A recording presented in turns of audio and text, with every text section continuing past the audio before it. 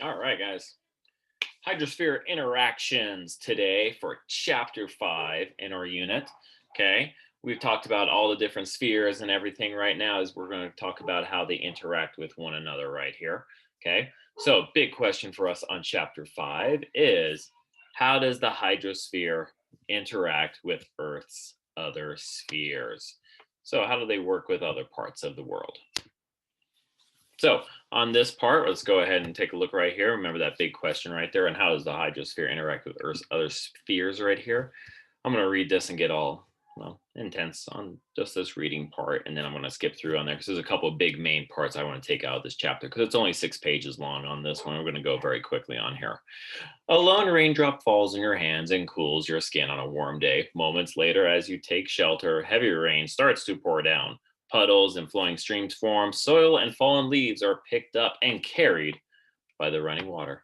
The grassy soil becomes saturated and muddy. Saturated means a whole lot in there, a whole lot of water. Sorry.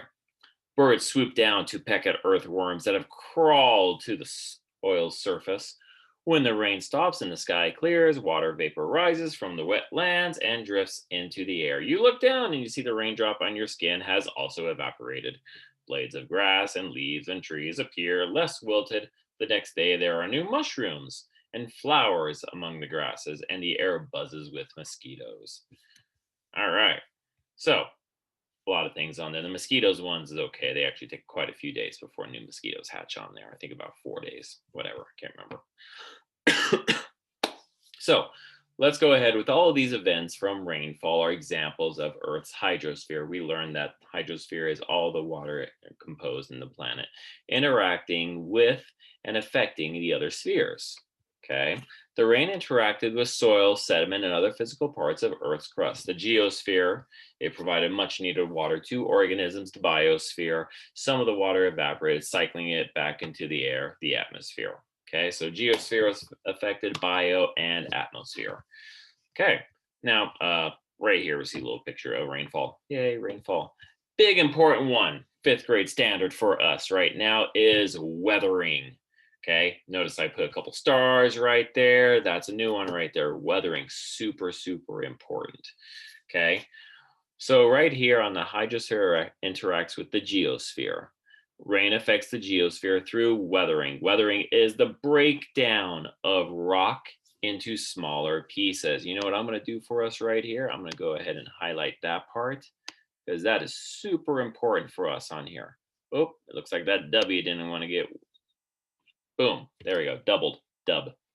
Okay, weathering is the breakdown of rock into smaller pieces. Okay, whenever I tell the kids weathering, they always think it has always something to do with weather, like stormy, rainy outside. Weathering, though, is when breaking down. Okay, the flow of water in mountain stream driven by gravity can carry rocks. They smash along the stream, then against other rocks, breaking into smaller pieces. Over time, this physically doing it, weathering can turn what once a large boulder into a stream bed of small, smooth river rocks. Flowing water and debris can carve a canyon into Earth's crust. If you do any hiking or anything like that, oh, notice that my W is right there. If you do any hiking or anything like that, you notice in the river, the rocks are a lot smoother because they constantly hit each other and they smooth out. They're pretty nice. I like river rocks. Precipitation can also weather a rock through freeze thaw cycle. Rain, water, or melting snow seeps into the cracks in a rock and then freezes and expands. The ice acts as a wedge to crack open cracks, even cause chunks of rock to break off. When the ice melts, it can sink deeper into those cracks or in the new ones. It freezes again, cycle comes through, and even more weathering can occur. Over time, this freeze thaw cycle can dramatically, alter a landscape and produce new features. Notice we got this Bryce Canyon picture I found here. I like that one. It's a little hard to see all the cracks going in there on the limestone portion. So I went ahead and I looked up this one right here. So this is a picture of me when I was out camping. Notice me in the background. Yep, that's me. No. But when we have the ice wedging, this rock was probably once fully together and had a small crack in there. And then the ice kind of got in the water, froze, expanded, pushed out a little bit, more water, freeze, expand, pushed out a little bit, and then so on. I mean, eventually it go ahead and cracks all the way through. This happens a lot to our sidewalks too, a lot of the house structures. So it's important to take care of those small crack of things on there, or they end up like this. I think it's pretty cool though. Simpler times when I was just a young man hiking in the wilderness. Yes. So moving on. Okay. Weathering happens in different ways though. Water breaking down a boulder in a freeze thaw cycle is one kind of physical weathering. The hydrosphere also interacts with the geosphere through what's called chemical weathering. Water can interact with rock in chemical way that causes the rock to break down. Limestone and sedimentary rock made of calcium carbonate is slightly acidic. Water seeps into the cracks in the limestone. The acid can react, with the carbonate and break it down even more. Over time, what was once a small crack can eventually become a large cavern or cave or cavern. All right. Acidic water can also chemically weather rocks on Earth's surface. For example, structures carved by humans have been weathered by rain in recent centuries because rain has become more acidic. This is called acid rain in many parts of the world and results from pollutants that people have released into the atmosphere. There's poor Mufasa right there that we noticed was probably carved just like normal out of limestone, but over time, all the rain and the acid that's built up into it in the water kind of, well, smoothed it out a little. So it's a little worse than a stampede, but all right.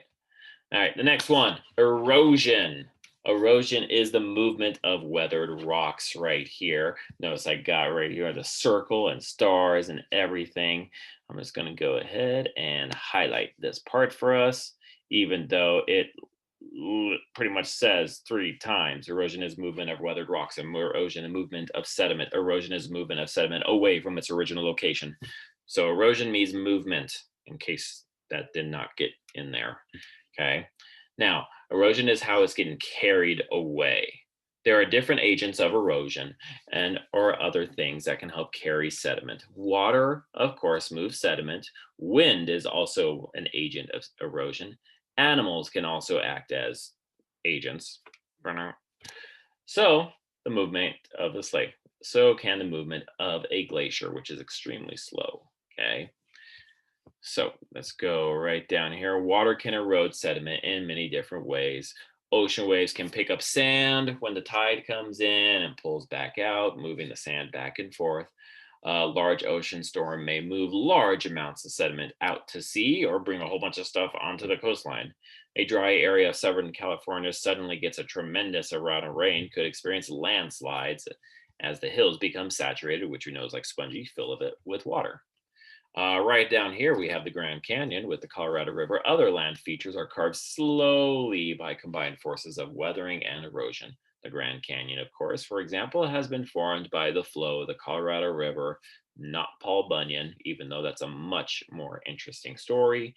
But the Colorado River is responsible for all of this. Look how far down that is. My goodness. I'd like the Paul Bunyan one with just dragging an axe, but whatever. Okay, so it talks about the water a lot in this portion, but wind is also a huge player in erosion as well, where tiny sand can get picked up a lot. All right, and it can pick up tiny bits of sand and hit it against a rock, and then you got erosion and weathering chipping away at the rock with the eroded rock. Pretty cool. All right, the hydrosphere interacts with the atmosphere. On this one, we're talking about water with the air part. Okay, so stuff we want to know out of this one, which isn't too major, but I want to go right here. Boop, boop, boop, boop. Okay, now lake effect snow is an example on this part and how they can interact with one another. Water sometimes takes longer to cool down or warm up than the air. In the winter, this means a lake or area of ocean will remain relatively warm compared to the atmosphere and the land. For example, on this, temperatures above Lake Michigan one of the Great Lakes can be well below 0 degrees Celsius, 32 degrees Fahrenheit, very cold, freezing, for days or weeks in a row. However, the lake remains considerably warmer or unfrozen. The lake is free to release water vapor and heat, which builds large clouds and then makes more rain or snowfall. So, yeah, so that part just creates more snow. Yay, with all the air coming in from the Arctic. No. Large bodies of water can also cool coastal areas that would otherwise be warm. Just as water takes longer to cool or freeze compared to land or air, it takes more energy to warm it up. While the atmosphere and land heat up quickly in strong enough sunlight, water is able to absorb much more of that energy without increasing much in temperature. The warm land heats the atmosphere above it, causing the air to rise up. So, just like a balloon, hot air balloon, hot air rises up to the sky. You just can't have an empty void right here. It brings in that cool air from the water. That's where we get that wind coming in. Okay, nice cool breeze. Okay, hot air rises, cool breeze comes and fills that void. All right. The last one we have is the hydrosphere interacts with the biosphere.